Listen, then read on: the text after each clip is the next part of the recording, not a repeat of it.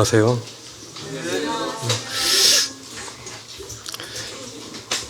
오늘 사도행전 8장 말씀을 같이 보겠습니다.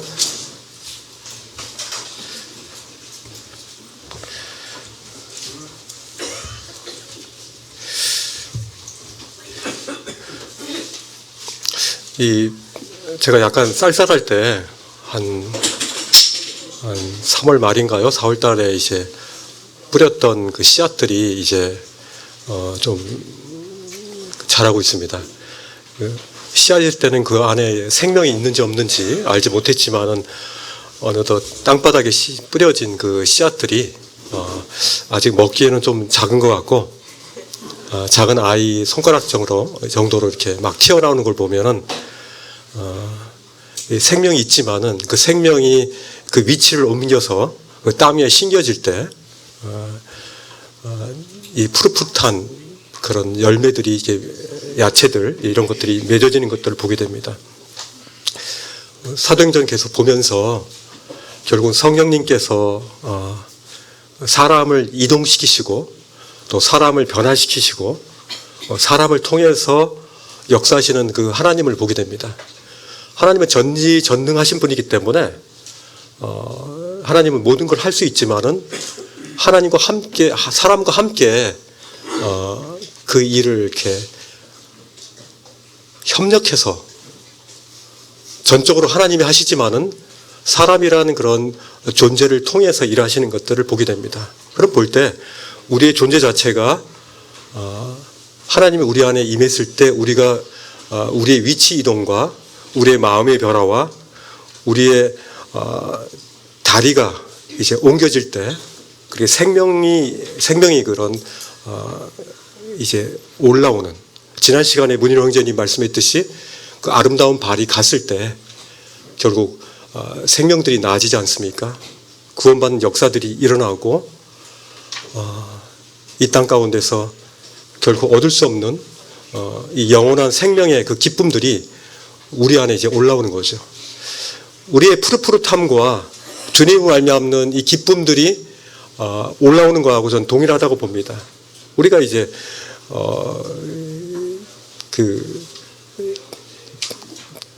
그 주변을 봤을 때 죽은 나무들이 많아요. 그 나무들은 생명이 없습니다. 나무이긴 하지만은 그 나무에는 더 이상의 그 확장이 없습니다. 그리고 이제 점점 썩어가죠. 나무에 보면 산에 가시면은 굉장히 그런 썩은 나무들을 많이 보게 될 것입니다. 왜 그렇습니까? 양분을 못 빨아들여서 그렇죠. 그리고 햇빛을 못 받아서 그렇죠. 우리는 영적인 존재들이기 때문에 영적인 양식과 또 영적인 이 하나님의 빛을 우리가 받지 않으면은 우리의 푸르름이 푸를 수가 없는 겁니다. 점점 쇠약해지죠. 약해지죠. 그리스도의 푸르름이 우리를 통해서 전달되어지는 것입니다. 다시 말하면 그리스도의 생명은요, 저희를 통해서 전달되어지는 거예요. 오늘 말씀을 보시면요, 오늘 말씀을 저는 제목을 광야를 두루 다니며라는 그런 제목으로 하겠습니다. 이 사도행전 8장을 통해서 광야를 두루 다니는 이 초대교회의 형제자매님들을 보게 될 것입니다. 그들을 통해서 과연 어떻게 하나님의 복음의 씨앗들이 옮겨지는가 그리고 심겨지는가에 대해서 우리는 보게 될 것입니다. 다 읽기는 그렇고요. 제가 말씀을 드리는 그 구절만 핵심 구절만 먼저 읽고 전체적으로 한번 훑도록 하겠습니다. 사도행전 8장 4절부터 6절까지 한번 읽을까요? 같이 한번 읽겠습니다. 4절부터.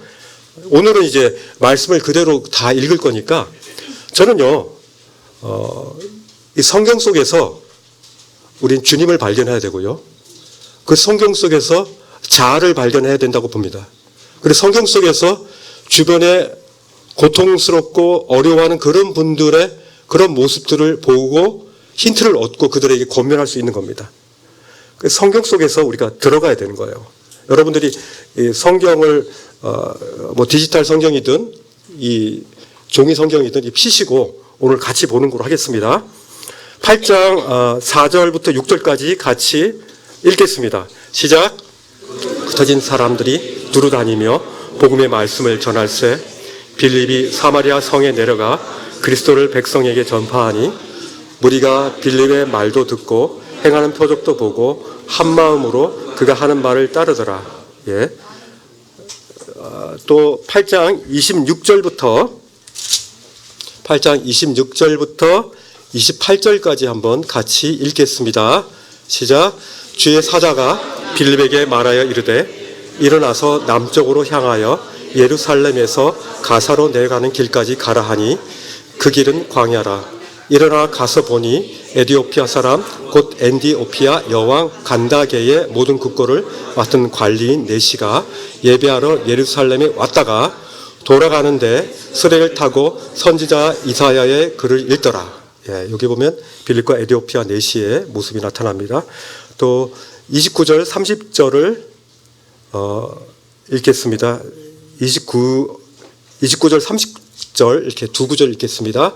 시작. 성령이 빌립더러 이르시되 이 수레로 가까이 나아가라 하시거늘 빌립이 달려가서 선지자의 이사야의 글 읽는 것을 듣고 말하되 읽는 것을 깨닫느냐.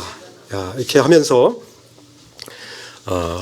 두루 다니는 복음을 전하기 위해 두루 다니는 초대교회 형제님들의 모습들을 보게 됩니다.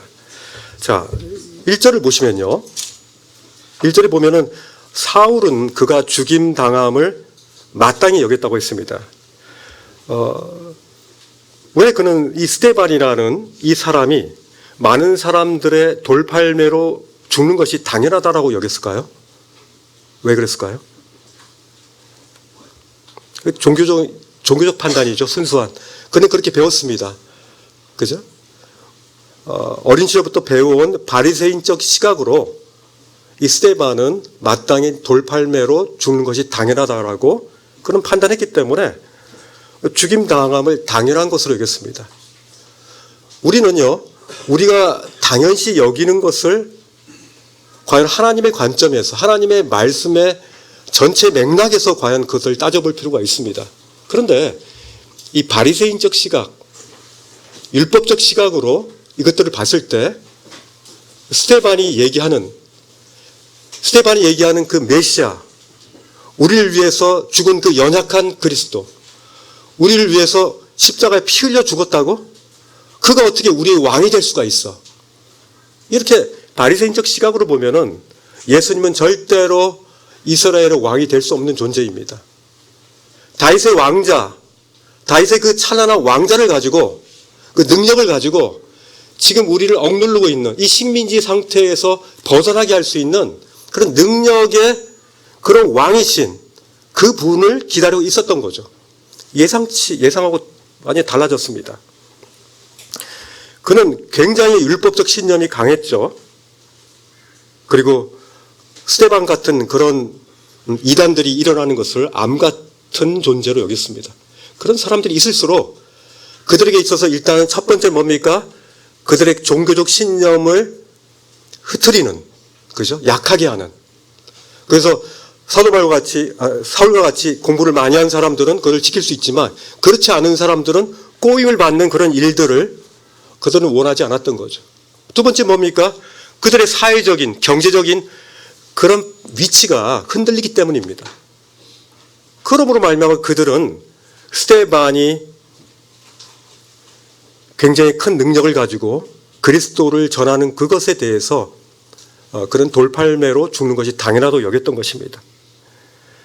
아직 그 상태가 사울은 바로 그 상태였다는 거죠.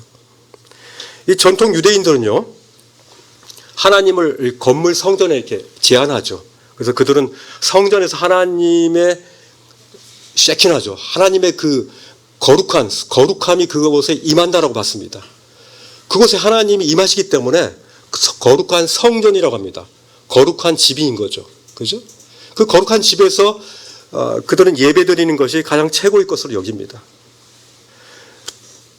그런데 이런 성전을 예수님께서 나오셔가지고 그걸 허물고 3일 만에 다시 짓는다고 하니까 그들이 참 허풍이 심하다라 그런 사람도 있고 저것은 신성모독이다. 이 성전에 어떤 의미가 있는지 잘 모르고 하느냐 하면서 예수님에 대해서 비난하죠. 그때부터 이 예수님이 큰 기적과 기사를 행하면서 많은 사람들에게 영향을 미치는 것들을 이제는 스탑시켜야 되겠다고 하면서 예수님을 죽일 궁리를 이제 하는 겁니다. 스데반도 동일한 예수님의 그 경로를 이제 패턴을 이제 지금 따라하고 있기 때문에 이들도 예수님을 죽인 것처럼 스데반도 이제 죽이는 겁니다. 예수님은 십자가에서 죽으셨지만 스데반은 돌을 맞아 죽는 겁니다. 이 스데반은요, 앞선 장에서 보면은 너희는 왜 하나님의 인도하심에 너희의 귀를 닫느냐라고 얘기합니다. 너희는 왜 하나님의 그 말씀에 그 인도하심에 대해서 귀를 이렇게 막고 있냐라고 합니다. 이들이 귀를 막고 있는 것은 굉장히 의도적입니다. 그들의 종교적 신념을 지키기 위하고 또 그들의 경제적이고 사회적이고 정치적인 이 신념들이 무너지길 원하지 않기 때문에 예수님이 하시는 말씀이 구약시대 때부터 이미 예언된 거지만은 그들은 귀를 막고 있는 거예요. 왜? 지금 나의 포지셔닝이 흐트러지기 때문에, 무너지기 때문에. 우리 질서가 지금도 지금 로마의 치하에서 힘들어 죽겠는데 그것까지 무너지면은 이들은 어떻게 해야 될지 모르는 겁니다. 이들은요, 완고한 종교의 틀 속에 갇혀가지고 하나님의 의도를 파악할 수 없는 것입니다. 그래서 예수님과 이 스데반은 회개의 촉구를 한 것입니다. 사내들인 공회에 그 많은 사람들이 모였지만 스데반은요, 자신의 생명을 구차하게 구하지 않았고 자신의 생명이 빼앗기기까지 그런 죄가 아니라는 것들을 변론을 하지 않았어요. 오히려 이것을 기회로 삼고 하나님의 복음을 전했어요. 예수 그리스도가 어떤 분이라는 것들을 선포했어요. 그런 말미암아 그에게 오는 죽음의 그런 상황일지라도 그는 이 기회를 놓치지 않았던 겁니다. 그는 사람들을 두려워하지 않았습니다. 우리는 얼마나 사람들을 많이 두려워합니까? 그런 말미암아 마땅히 해야 될 말들을 하지 않고 우리 자신까지도 합리화하면서 괜찮아, 이 정도는. 상대적인 그것으로 우리 자신을 무마시키려고 하고 사회의 그런 분위기에 따라서 우리를 무마시키려고 하고 우리의 절대 진리인 성경의 기준이 아닌 하나님의 기준이 아닌 사람의 기준으로 우리 자신을 합리화시키려고 하는 우리의 모습들을 보게 되는 것이죠. 2절에 보면요, 스데반이 죽은 그날 2절을 한번 보십시오. 그날에 예루살렘에 있는 교회에 큰 박해가 있어 사도 외에는 다 유대와 사마리아 모든 땅으로 흩어졌다고 했습니다. 그날이 어떤 날입니까? 스데반이 죽은 날이에요. 스데반이 돌을 맞고 온몸이 터져가지고 저들의 죄를 용서해 주십시오라고 그 외치면서 하나님 우편에 서 있는 예수 그리스도를 본 그날 어떤 일이 있었냐면 바로 교회에 큰 박해가 있었다는 거예요. 그리고 사도들 외에는 다 유대와 사마리아 땅으로 다 흩어졌어요. 저는요, 흩어졌다는 이 표현 대신에 성경에서 다 도망했다라고 표현 안 한 것에 대해서 너무나 감동이 있습니다. 그 흩어짐이 과연 어떤 흩어짐이냐? 이 신앙을 포기한 그런 흩어짐이 아니라, 그래서 도망한 것이 아니라 하나님이 주신 그 흩어짐이었다는 거죠. 그것은 이제 밑에 말씀들을 보면 우리는 잘 알 수가 있습니다. 스데반의 죽음을 통해서 본격적인 예루살렘 교회의 박해가 이제 시작된 것입니다. 이 박해라는 큰 박해라 그랬죠.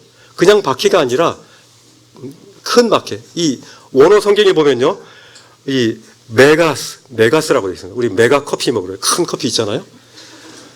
얼마나 크면은 그 메가라는 글 씁니까? 그냥 핍박이 아니라 굉장히 메가 핍박이라고 했습니다. 이건요, 굉장히 넓고 크고 강력한 그런 핍박이었다는 걸 의미합니다. 이 교회 박해를 주도했던 사람이 누구라 그랬죠? 사울. 사울이 3절에 보니까 사울이 교회를 어떻게 했다고요? 어떻게 했다고요? 잔멸했다고 했습니다. 잔멸. 이 잔멸은요, 아주 완전히 그냥 잔해도 없이 그냥 완벽하게 그냥 없애는 겁니다. 완전히 작사를 내는 겁니다. 그래서 각각 교회에서 예배드리는 그 소리만 들어도, 그런 첩보를 얻어도 그 교회 가서 그 교회의 모든 사람들을 잡아가는 겁니다. 그리고 그뿐만 아니라 그 첩보를 들은 그 가정의 집에 들어가서 그 사람들을 잡아가는 겁니다.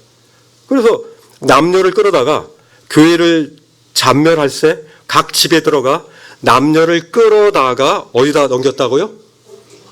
교도소에 다 보낸 겁니다. 교도소. 교도소에 적지 않은 사람들이 들어갔습니다. 이 당시에 오순절 베드로의 설교를 통해서 3,000명이 침례받죠. 그죠? 또 4장에 보면은 또 5,000명의 사람들이 솔로몬 행각에서 행한 그 베드로의 그 설교를 통해서, 그 복음을 통해서 5,000명의 사람들이, 그럼 뭡니까? 8,000명인데 그 남자의 수만 그렇다는 거예요. 그러면 곱하기 4나 5를 해야 될 거 아니에요. 그죠? 그죠? 아이들도 있고 여성분들이 좀 더 구원 더 많이 받잖아요. 그죠?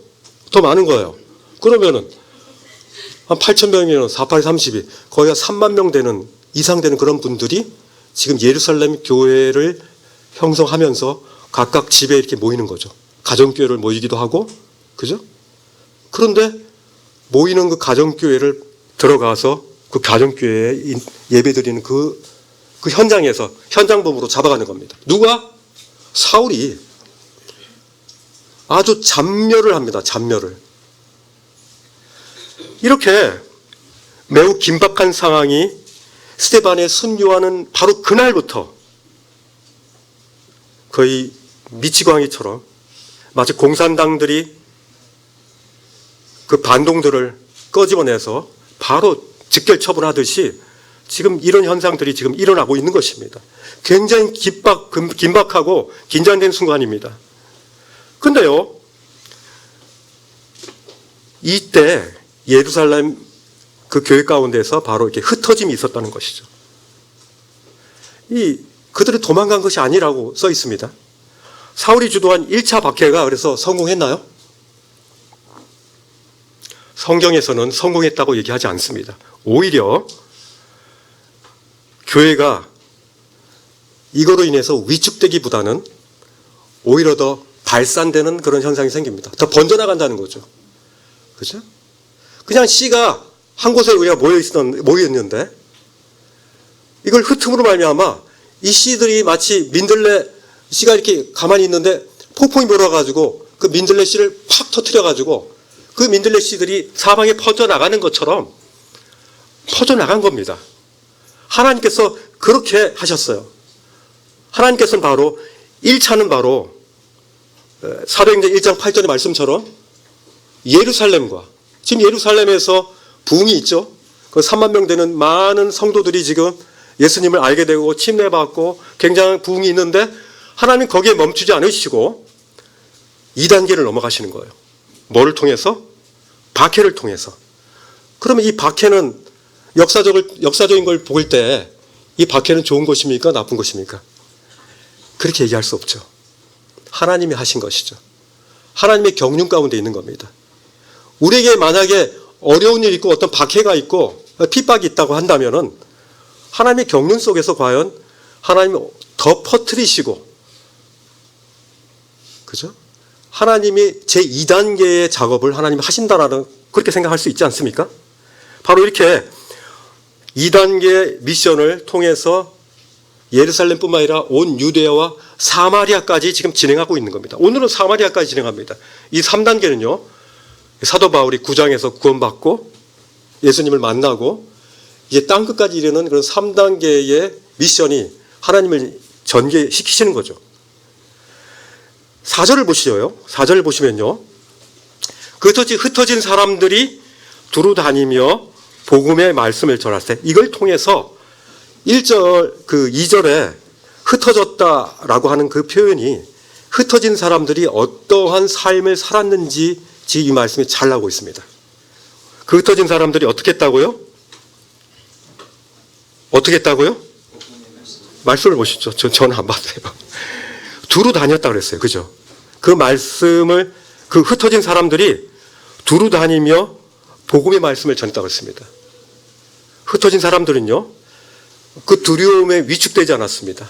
흩어진 사람들은 예루살렘 자기 집을 떠나서 그 자기 집이 아닌 곳에 가면 불안하잖아요. 모든 게 다 불편하잖아요.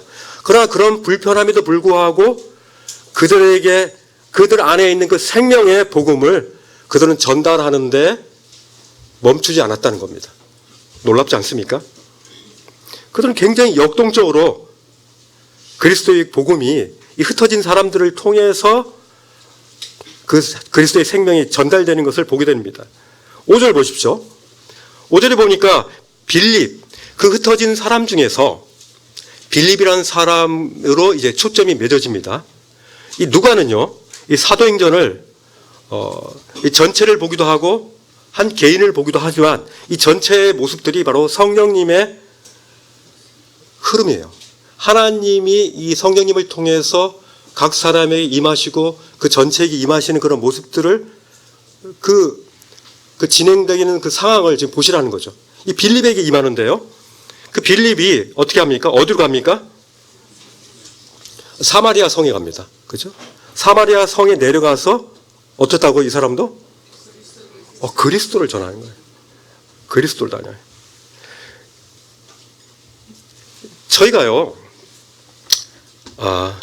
이 외부로 두루 다니며 이 전하는 흩어진 사람들의 전함과 또 빌립이 두루 다니며 이렇게 전하는 모습이 나타나는데요. 저도 회사를 오래 다니다 보니까 어떤 좀 이게 지혜인지 아니면 이게 좀 요령인지 모르는데 굉장히 조심스럽게 우리의 신앙을 관리해요. 그죠? 이게 무슨 말이냐면 너무 드러남으로 말미암아 제가 회사의 유익을 혹시나 끼치지 않을까, 그 손해를 끼치지 않을까. 이로 인해서 회사는 어떻든 이익 집단인데 나의 신앙이 혹시나 이 회사의 이익에 반해가지고 그들에게 피해를 주지 않을까 하는 그런 마음이 있어요. 그렇죠? 왜냐하면 그들이 그렇게 얘기하니까. 실상을 잘 봐야 됩니다. 근데 나의 신앙을 드러냄으로 말미암아 이 나의 행동 거지들을 그 사람들은 관찰하겠죠. 쟤는 그렇게 얘기하니까 제 행동 어떻게 하는가 보자라고 하면서 제가 관찰 대상이 되겠죠. 그죠? 그리고 저의 말과 저 행동 속에서 약간 이기적인 모습이 나타나고 또 말과 행동이 이게 이중적인 모습이 드러날 때 저는 비난을 받게 되겠죠. 그래서 우리는 어떻게 보면 그 비난을 최소화시키려고 하는 그런 모습들이 저에게 나타나는 것들을 보게 돼요. 그리고 저를 합리화시키죠. 나는 준비된 사람에게만 간다. 그래서 기도를 하고 그가 이제 내가 요즘에 너무 마음이 허전하고 왜 사는지 모르겠어. 너무 집도 어렵고 막 그렇게 호소하는 그런 사람에게 살짝 다가가서 이렇게 얘기하려고 하는 꼭 나쁜 건 아닙니다. 굉장히 좋은 기법이기도 해요. 영적 기법이라고 하는 거죠. 그렇게 해서 또 복음을 이렇게 전달하는 그럴 때도 있습니다. 그런데요, 과연 이런 류의 고백이 과연 하나님이 말씀하시는 내가 현장에서 하나님의 사람으로서 흩어져서 복음을 전하는 사람으로서의 원래의 모습인가? 아니면 좀 그것이 아닌가? 그런 것들을 좀 이번에 좀 생각하게 됐어요. 그건 마치 제 자신이 간첩과 같다는 생각이 들어서 간첩. 그래서 쫙 감춰져 있다가 포섭하려고 하는 포섭 대상에 대해서 하면서 뭔가 이렇게 좀 끼를 보이면 그의 연약함이라든지 돈이 없어, 뭐 없어, 뭐 하면 간첩들이 들어가잖아요. 그리고 이제 뭐 이렇게 이 사회에 불만이 많아? 그러면 들어가잖아요. 그런 유식으로 이제 간접식 복음 전함을 하는 저를 보게 됐어요. 과연 그런가? 초대교회의 모습을 볼 때 과연 그런가? 주변 사람들에게 반감도 주지 않으면서 또 그는 이제 둘 다를 잘한다. 교회 생활도 잘하고 회사 생활도 잘하고 이 두 가지를 다 이렇게 이득을 얻으려고 하는 저의 모습들을 이렇게 보게 됩니다.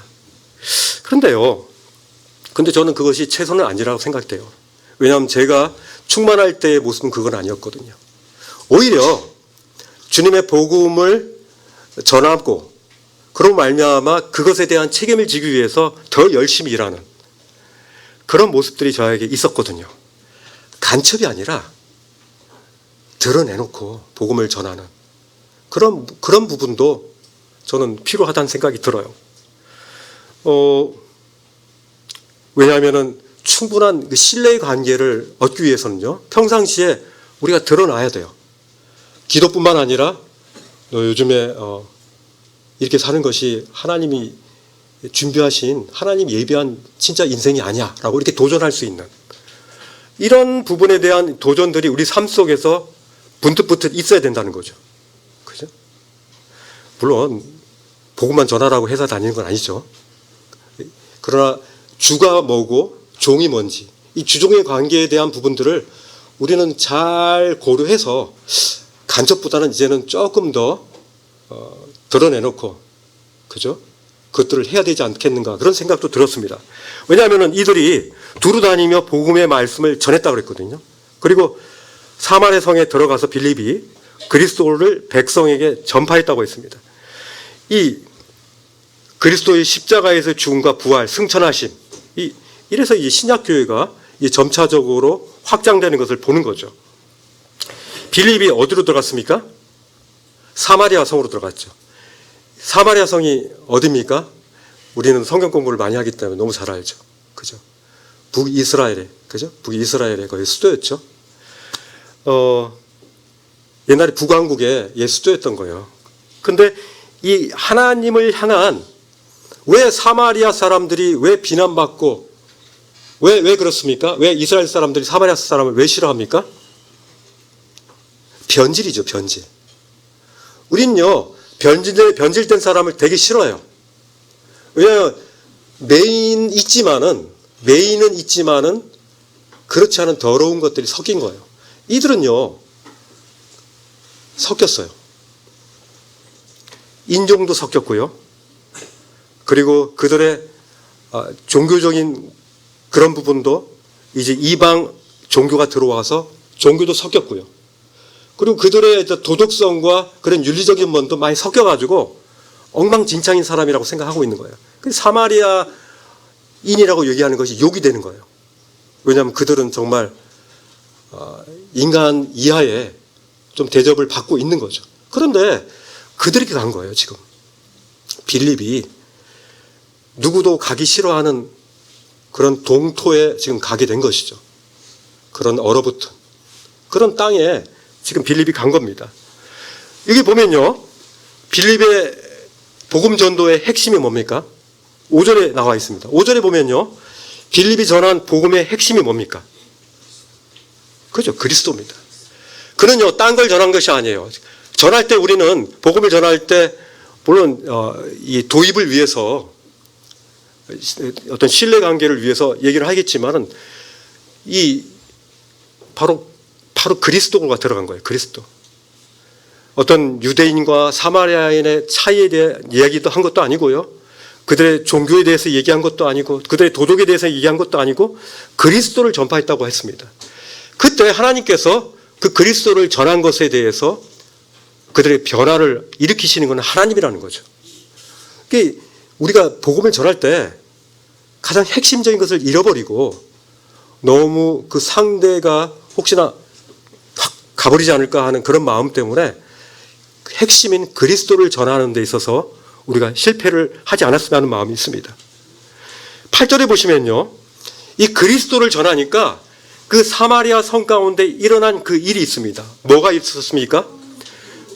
여기 보면은 메가 기쁨이 있었습니다. 메가. 그죠? 큰 박해가 있었고 또 큰 기쁨이 있습니다. 그 큰 박해 이후에 흩어진 이후에 그리스도를 전했을 때 그것 가운데 큰 기쁨이 있는 것입니다. 우리에게 있는 기쁨은요, 작은 기쁨이 아니에요. 굉장히 큰 기쁨입니다. 전요, 이 푸른 이 산과 이런 걸 볼 때, 태양을 볼 때, 맑은 날을 볼 때, 또 흐린 날도 그래요. 저도 흐린 날을 되게 좋아하는데, 그때 너무 아름답지 않습니까? 만약에 여러분들이 하나님 주신 이 자연세계의 아름다움을 느낄 정도의 여유를 가지신 분이라면 하나님의 기쁨을 아는 거예요. 우리에겐요, 그 감사들이 조그만 것부터 시작해서 굉장히 깊은 것까지, 큰 것까지 굉장히 다양한 것들이 우리 안에, 우리 창고에 있어요. 꺼내지 않기 때문이죠. 그죠?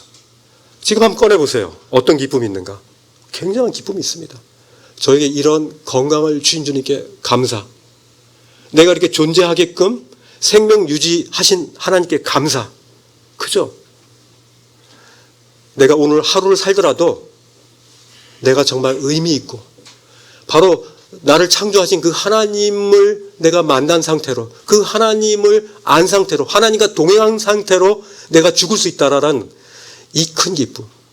이 기쁨이 있기 때문에 우리는 너무 좋은 거예요. 너는 왜 항상 웃니? 슬퍼도 눈물 나도 남들은 모를 거야. 왠지 좋아. 정말 좋아. 그죠? 우리 많이 그 찬양 부르잖아요. 왠지 좋아, 항상 좋아. 왠지 있잖아요. 왠지 좋아. 그냥 좋은 거예요. 왜?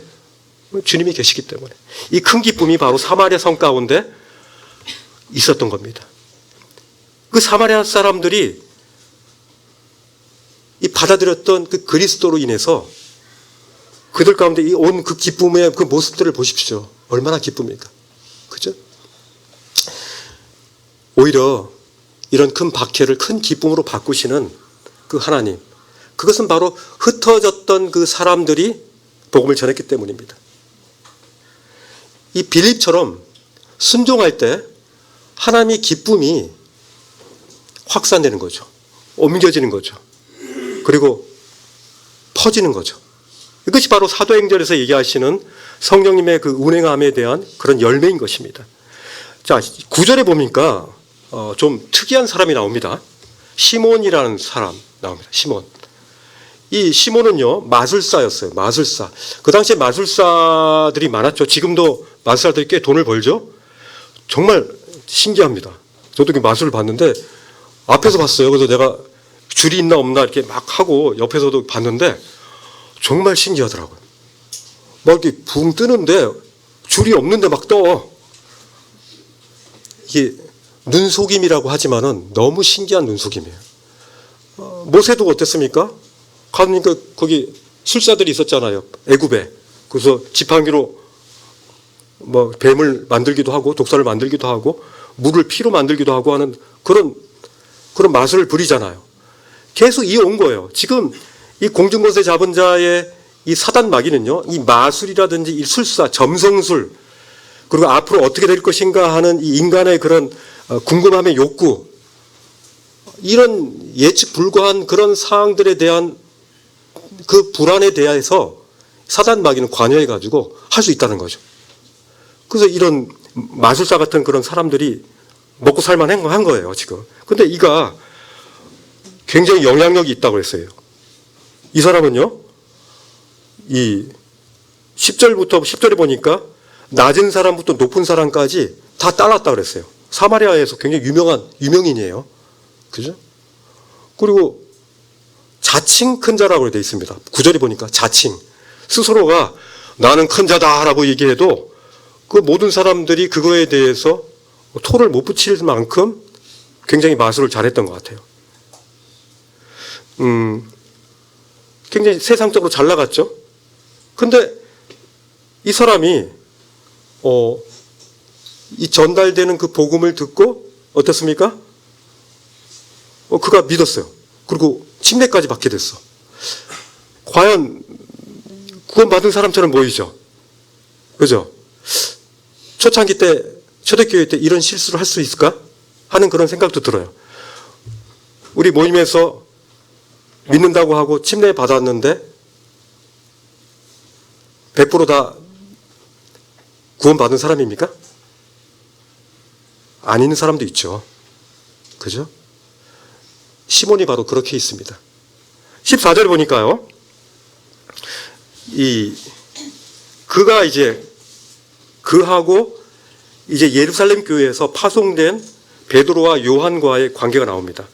14절 보니까 예루살렘에서 있던 사도들이 사마리아도 하나님의 말씀을 받았다 함을 듣고 베드로와 요한을 보내매 그들이 내려가서 그들을 위하여 성령 받기를 기도하니 이는 아직 한 사람에게도 성령 내리신 일이 없고 오직 주 예수의 침례만 받을 뿐이더라.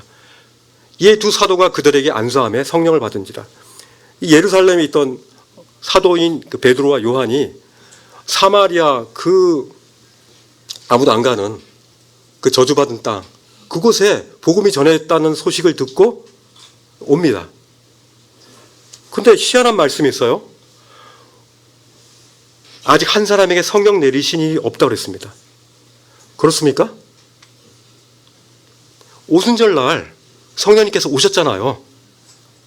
근데 그 예루살렘에 그 모인 그 사람들에게 성령이 임하셨는데 아직까지 어떤 한 사람에게도 이게 어디입니까?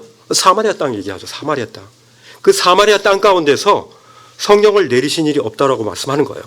이 말씀을 되게 잘못 인용하면요. 오순절 주의에서 말하는 성령 세례에 대한 편협된 그 의견인 어떤 의견입니까? 구원받은 이후에도 성령을 다시 받아야 된다라고 하는 이런 이론이 나오게 되는 겁니다. 그러나 그것이 아니에요. 이 주목하신다면요. 이건 사마리아에서 일어났던 어떤 회심의 과정에서도요. 성령님에 대한 언급이 없었어요. 그죠? 이 한 사람에게도 16절에 보니까 아직 한 사람에게 성령 내리신 일이 없고라는 이 말씀에 굉장히 오해의 소지가 있죠. 근데 이 구절은요. 그리스도인이 구원받을 때 성령을 받는 것이 아니라 구원받은 후에 또 다시 성령을 받아야 한다는 그릇된 분별을 지지하지 않아요. 이거는. 그 당시는 시대가 바뀌는 때였어요. 성경이 아직 완성이 안 된 시기였다고요. 지금 이곳 이방 사마리아 땅에 하나님의 말씀을 사람들이 받고 있다는 소식을 듣고 예루살렘에서 베드로와 요한 사도들이죠. 사도들이 와서 이 새로운 이방 땅에서 예수님을 받아들인 이 집단, 이 사람들을 주님의 거룩한 교회에 포함시키기 위한 이 정당성을 확보하는 그 시기였다는 거예요. 정당성을. 이들이 진짜 구원받았는가? 그거에 대해서 사도가 확인을 해야 되는 거예요. 그래서 이 사도들의 확증이 필요했기 때문에 이 성령의 증거가 필요했다는 겁니다. 이 당시 유대인과 사마리아인 간에 얼마나 큰 적대감이 있었어요?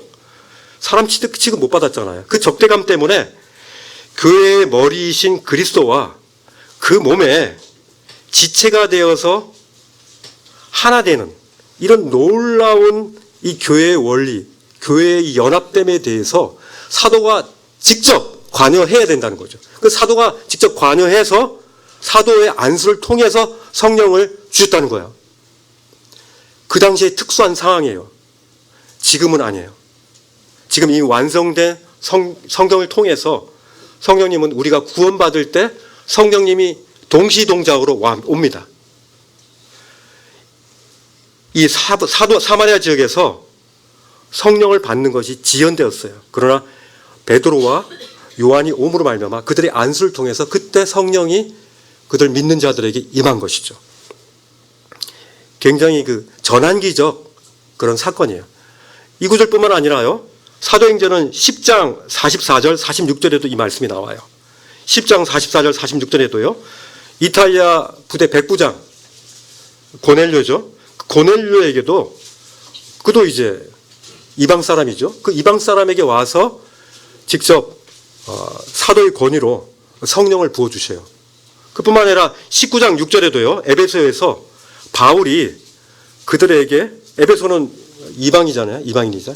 이스라엘이 아니에요. 그 이방 지역에 있는 그 성도들에게 가서 안수해가지고 그들이 성령이 임하게끔 그렇게 하는 일들이 일어나요. 유대인이 아닌 이방 사람들에게 사도의 권위로 성령님을 내리시는 그 일들이 통해서 이 교회의 순수성을 지키시려고 하는 그런 모습들을 우리는 보게 되는 거예요. 17절에 보니까 두 사도가 그들에게 안수하자 성령님께서 이제 그들에게 임하는 장면이 나와요. 그런데 믿고 침례까지 받았다는 이 시몬, 이 마술사 시몬이 성령을 받았습니까?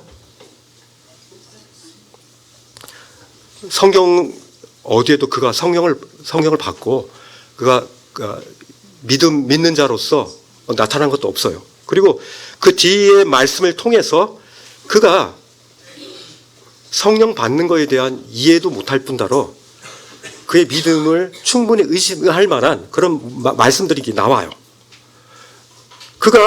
그의 태도를 한번 보십시오. 18절에 보십시오. 시몬이 사도들의 안수로 성령 받는 것을 보고 돈을 들여서 19절 이르되 이 권능을 내게도 주어 누구든지 내가 안수하는 사람은 성령을 받게 하여 주소서 하네. 이 마술사 시몬은요, 아직도 자신을 괜찮은 존귀한 자로 여기는 것 같아요. 굉장히 큰 영향력이 있는 자칭 큰 자라고 자기가 얘기했잖아요. 여기도 메가예요, 메가. 자기 자신을 메가 인간으로 보는 거죠. 큰 자로 보는 거죠. 이 큰 자라는 게 3번 나오는데 시몬이 자기를 큰 자라고 얘기해요. 이 다른 이에게도 굉장히 인정받는 마술사였지만은 믿고 침례를 받았기 때문에 성령님이 인증되고 성령님을 받아야 되는데 근데 이 베드로와 요한이 다른 이들에게는 안수를 하는데 그리고 성령님 임하는 걸 통해서 볼 때 그는 알 거예요. 머리가 굉장히 좋은 사람이었다.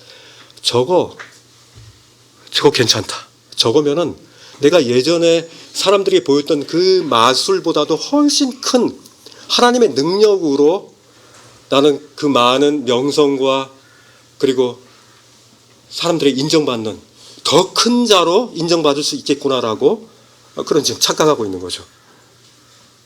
굉장히 오해를 하고 있죠. 시몬이 아마 베드로와 요한에게 뭐라고 얘기했습니까? 저에게 베드로 사도님 이렇게 얘기하겠죠. 그렇게 안수해가지고 성령을 이렇게 임하는 그런 능력이 그런 것들을 저에게 주십시오. 제가 대가를 치르겠습니다. 저 돈 많아요. 하면서 대가를 치르는 거예요. 돈이 얼마나 많으면 돈으로 그걸 살려고 하겠습니까? 이 지금까지 해오던 그런 어떤 것보다도 좀 다른 거예요. 색다른 거죠. 그의 마음은 이해하지만 그의 교만함을 베드로는 호통을 칩니다. 그게 이제 20절부터 23절에 나오는데요. 너무 기니까 제가 요약하면 돈 주고 살 줄로 네가 하나님의 선물을 돈으로 살려고 해? 응? 너 내 은과 함께 내가 망한다 이렇게 했어요. 그죠? 그리고 너는 안 돼. 너 이 도에는 내가 관계도 없어. 이 하나님의 복음의 도에 관계가 없다고 얘기하고요. 너 이제 회개하고 주께 기도해. 그래서 이제 돌이켜 하면서 다시 한번 기회를 주죠. 그런데 시몬이 돌이킵니까? 회개합니까? 회개하긴커녕 뭐라고 하냐면은 나를 위해서 기도 좀 해주세요. 그리고 당신이 임한 이 저주가 나한테 오지 않도록 해주세요. 구원 받았으면 자기가 기도하면 되지. 왜 이런 중개자가 필요한 겁니까? 그는요 지금 모든 것이 그에게 굉장히 가짜라는 생각을 굉장히 많이 들게 하는 겁니다. 시몬 베드로는요 성경 어디에도 없어요. 다른 책들에 보면은 이단의 시작이 이제 시몬으로부터 시작됐다고 했는데 그거는 근거는 없는 것이고 어쨌든 시몬이 이런 류의 사람들이 초대교회 때 있었다는 겁니다. 굉장히 그리스도의 복음을 자신의 비즈니스로 바꾸려고 하는 그런 모습들이 나타났다는 거죠. 굉장히 중요한 부분이요. 이제 26절부터 나오는데요. 26절 보니까 같이 한번 읽어보겠습니다. 주의 사자가 빌립에게 말하여 이르되 일어나서 남쪽으로 향하여 예루살렘의 가사로 내려가는 길까지 가라 하니 그 길은 광야라. 주님의 사자가요 이제 빌립에게 나타납니다. 빌립에게 나타나서 뭐라고 하냐면은 남쪽으로 내려가라고 해요. 남쪽이 어디입니까? 예루살렘 쪽이죠. 그리고 예루살렘과 가사, 지금의 가자 지구죠. 지금 가자 지구 지금 있는 데 있잖아요. 그 지구로 가는 광야로 가라 그럽니다. 지금 한참 지금 사마리아 성에서 지금 부흥이 일어나고 있는데 지금 큰 기쁨이 지금 이곳 가운데 막 생기고 있는데 하나님은 빌립을 또 그쪽으로 가라고 합니다. 하나님의 인도하심에 대해서 우리는 알 수가 없습니다. 인간적으로는 그곳에 있는 것이 더 효과적으로 보는데 그렇지 않은 겁니다. 빌립이요, 그곳 사마리아 성에 두루 다니는 것에도 좋은 효과를 얻고 큰 기쁨이 있는데 그 두루 다니면이 이제 가자지구와 예루살렘의 그 광야로 가라고 하는 데까지의 그 두루 다님이 있는 것이죠. 참 이해하기 힘들죠. 그러나 빌립은 어떻습니까? 바로 순종합니다. 이 가자지구는요, 지금 굉장히 그 넓은 지역이 아니에요. 이 길이가 40km 정도 되고요. 그 옆 폭이라고 해서 폭이 한 5km에서 12km 되는 이렇게 생긴 지중해를 끼고 있는 해변입니다. 블레셋 사람들의 거주지였고요. 블레셋을 영어로 얘기하면 뭐죠? 팔레스타인이죠. 그래서 팔레스타인 사람들이 블레셋 사람들이에요, 지금. 그 사람들이 지금 그곳에서 가장 많이 있고, 그 남부에 바로 그 애국, 이집트가 바로 그 관문에 있는 거죠. 그곳으로 가는 예루살렘과 가사지구로 가는 그 광야는 사람들이 안 다니는 곳이잖아요. 아무도 없는 곳에 가서 어떻게 전도하라고 그곳을 가라고 하는 거예요? 그곳을 가라라고 하십니다. 누구를 위해서? 한 사람을 위해서. 에디오피아 내시를 향해서. 누구를 만납니까? 27절에 보세요. 일어나 가서 보니 에디오피아 사람 곧 에디오피아 여왕 간다게의 모든 국고를 맡은 관리인 내시가 예배하러 예루살렘에 왔다가 돌아가는 길이에요. 그 길이 이제 예루살렘과 가자지구 그 광야 길이었던 것 같아요. 그 돌아가는데 수레를 타고 선지자 이사야의 글을 읽습니다. 이 에디오피아 여왕, 이 여왕의 국고를 맡은 사람. 근데 그는 어떤 약점이 있죠? 장점이기도 하겠죠. 내시입니다. 이 내시는 뭡니까? 이 수술을 통해서 남자의 그런 성기가 이제 거세당한 거예요. 우리 보통 양들이라든지 그런 것들을 먹기 위해서는 어렸을 때 거세를 시키거든요. 그래야지 냄새가 안 나요. 양이라든지 염소라든지. 안 그러면 나 커서 굉장히 냄새가 나요. 거세를 하는 거예요. 그래서 이제 호르몬의 변화를 일어나지 않도록 하는 거죠. 그것은 뭐냐면은 이제는 나는 이 국가를 위해서 나는 충성만 바치겠습니다. 난 내 자신의 욕정과 내 자신의 욕심을 따라서 살지 않고 이 국가와 민족을 위해서 이 왕을 위해서 저는 헌신되겠습니다 하는 충절에서 나오는 부분이에요. 어떻게 보면은 그 사람 사는 법이기도 하지만, 그죠? 그러한 내시가 어떤 내시냐면은 굉장히 높은 사람입니다. 거의 모든 창고를, 에디오피아의 그 창고를, 국가의 재무 창고를 책임지는 사람이었어요. 그러니까 예루살렘에서 예배를 드렸어요. 희한하죠? 아프리카 사람이 예루살렘까지 와가지고 히브리의 하나님을 찾고 있는 거예요. 어디선가 들었던 것 같아요. 히브리의 하나님이 진짜 하나님이다 라고 해서 예루살렘에 와서 예배드리고, 율법적으로 얘기하면 그 사람은 언약의 후손은 아니에요. 그런데 말씀을 보다 보니까 그는 또 굉장한 투자를 했어요. 그 하나님의 말씀의 사본이 얼마나 비쌉니까? 그 비싼 그 하나님의 말씀의 구약의 사본을 사서 그 가는 길에 보고 있는 중이었어요. 마차에서. 그가 읽고 있는 구절이 바로 이사야 53장입니다. 53장에 읽고 있는데 그 수레를 끄는 사람과 그 일행이 들을 수도 있었겠죠. 그때 그 빌립이 성령님의 그 인도하심에 따라서 그 수레에 접근합니다. 누가 정보를 줬습니까? 성령님께서 정보를 주셨어요. 그에게 다가갈 수 있는 정보를 주는 거예요. 우리가 다가갈 때요, 우리 마음속에 기도할 때 그것을 하나님께서 문을 여시는 것들을 우리는 보게 되는 거예요. 29절에 보니까 성령이 빌립더러 이르시되 이 수레로 가까이 나아가라 하시거늘 빌립이 달려가서 선지자 이사야의 글 읽는 것을 듣고 말하되 읽는 것을 깨닫느냐 질문을 하죠. 그 수레에 있는 그 내시에게 너 지금 읽고 있는 거 깨닫습니까? 이게 그 내시에게 있어 가장 답답하고 막혀 있는, 그의 가장 답답하고 막혀 있었던 부분이죠. 그죠? 어떤 말씀입니까? 이 도살장의 어린 양, 그죠? 어떤 정당한 재판도 받지 않고 생명을 빼앗긴다고 하는 이 이사야 53장에 있는 이 도살장의 어린 양 같은 이분이 과연 누구냐 이거죠. 왜 이분은 이렇게 희생양으로 이렇게 당해야 되느냐 하면서, 그럼 이게 이 사람이 누구지? 이분이 누구지? 왜 이렇게 고통과 고난을 당하면서 이런 불공평한 그런 것들을 위해 사람들에게 당하고 있지 하면서 굉장히 희한한 그 마음 가운데 의문이 굉장히 있었는데, 빌립은 바로 이런 예리한 질문을 던진 거예요. 이분이 누굽니까? 이디오피아 내시의 그 필요에 따라서 그는 바로 그 말씀을 해석해 주면서 그리스도를 전하죠. 그리스도를. 35절에 보니까 이렇게 얘기합니다. 같이 한번 읽어보겠습니다. 35절. 빌립이 입을 열어 이 글에서 시작하여 예수를 가르쳐 복음을 전하여. 빌립이 이사야 53장 이 글을 통해서 아직 나타나지 않은 신약의 예수 그리스도, 그 그리스도를 가르치고 복음을 전하는 거예요. 우리는 복음을 전할 때 복음만 전하는 게 아닙니다. 구약에 있었던 그런 사실들에 대해서 가르칠 필요가 있어요.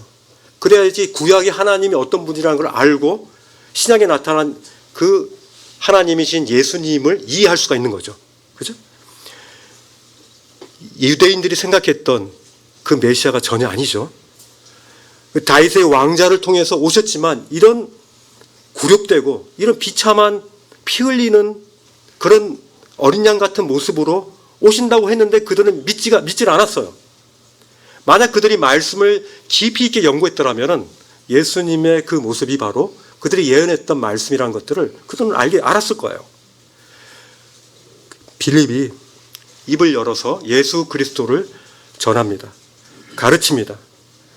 놀라운 것은요, 이 내시의 믿음이 그대로 인정했다는 거예요.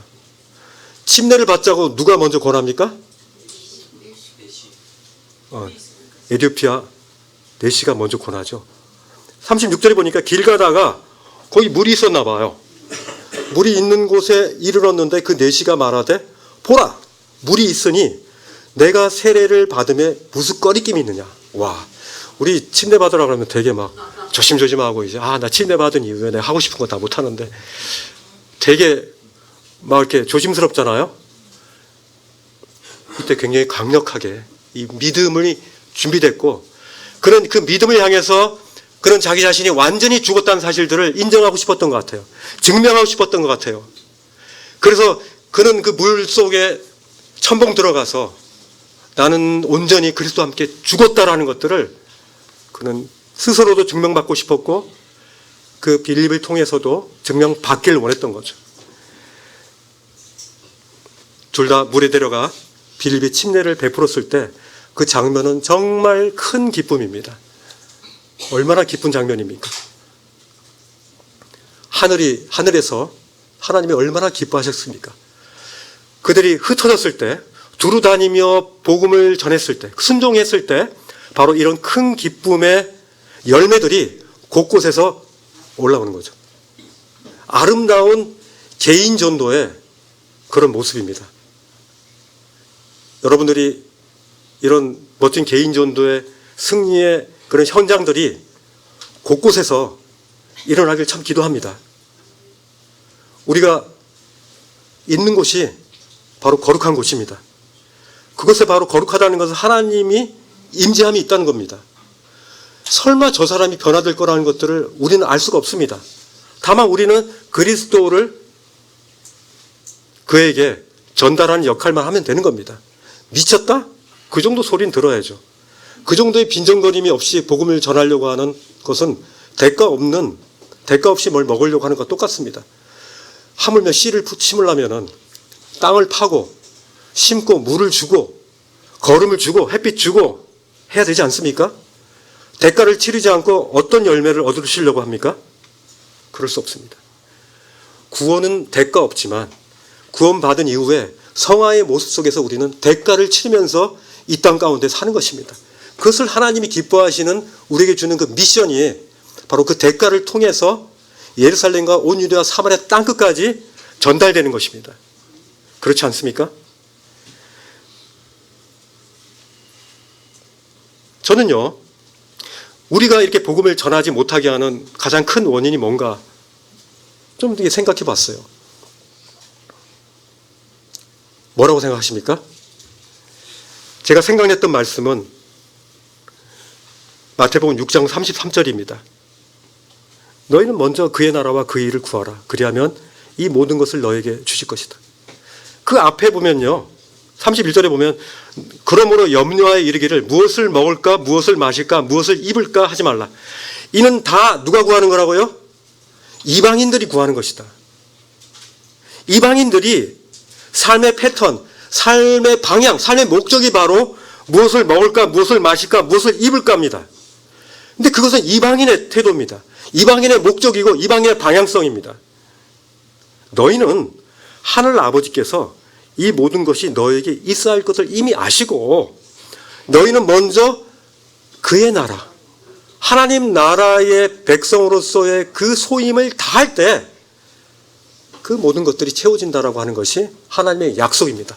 이 약속은 약속을 믿고 행하는 사람에게 축복이 있는 겁니다. 그래서 내일 일을 위하여 염려하지 말고 내일 일은 내일 염려하고, 그죠? 비록 초대교회에 이 큰 흩어짐이 있었지만 그 흩어진 초대교회 성도들은 흩어지면서도 계속 그리스도를 전했죠. 빌립은 순종해서 잘 나가던 사마리아 성을 버리고 다시 광야로 나왔습니다. 두루 다니며 복음을 전할 때 그 현상이 생겼던 거죠. 어제 한 형제로부터 카톡이 왔어요. 자기가 같이 있는 그 사람에게 이 복음을 막 전하려고 하는데, 막 저 얘기하는데, 뭔가 그 연대기 복음 자료가 필요하대요. 제가 주면서 굉장히 기뻤어요. 아, 비록 굉장히 바쁘고 정신없는 가운데 있지만, 그러나 먼저 그의 나라와 그의 의를 구하는 그 마음의 자세가 돼 있구나 라고 생각하고, 아, 이런 형제 자매들이 주변에 많이 있을 것이다 라고 생각됩니다. 이것이 중요합니다. 우린요, 하나님의 말씀의 씨를 다 가지고 있습니다. 뿌리면 되는 것입니다. 그것이 돌밭이든 좋은 밭이든, 좋은 밭이면 좋겠죠. 준비시키면 더 좋겠죠. 그러나 일단 한번 뿌려보십시오.